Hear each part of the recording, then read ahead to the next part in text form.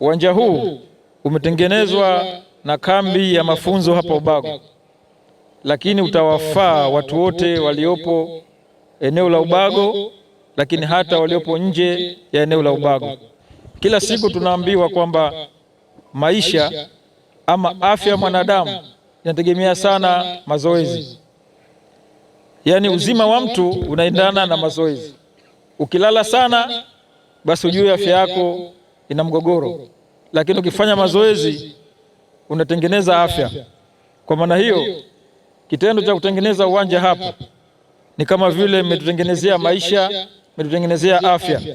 Kwa hiyo kwa mara nyingine tena, hongereni sana kwa kazi nzuri ya kutengeneza uwanja huu ambao nina hakika utatufaa sisi watu wa chuo cha mafunzo, utawafaa watu wa kijiji cha Ubago, lakini utawafaa hata watu wa wilaya ya Kati. Mkusanyiko huu mbali ya kwamba umeleta furaha ya kimichezo, ushindani, lakini pia umejenga umoja na urafiki baina yetu sisi. Lakini kwa mkusanyiko huu wa kimichezo umetukutanisha hapa, umetupa furaha, pengine imekuwa ni mwanzo wa watu kujuana na kujenga urafiki. Kwa hiyo michezo hii imetuletea umoja, urafiki, lakini na kujuana. Kwa hiyo kupitia michezo hii tuendelee kujenga umoja, urafiki, lakini pia mashirikiano ya karibu.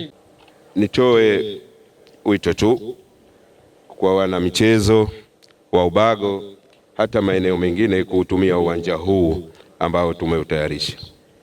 Isiwe tumeuzindua leo alafu tukaendelea kuacha na manyasi. Tuendelee kuutumia kwa kujenga afya zetu. Michezo ni afya. Iwe raia, iwe jeshi, mazoezi ni kwa wote. Kama Mandela, ujumbe wetu kwa watu wote waliokusanyika hapa, raia na jeshi, kama mazoezi ni nidhamu na nidhamu ni kila kitu kwa mwanadamu.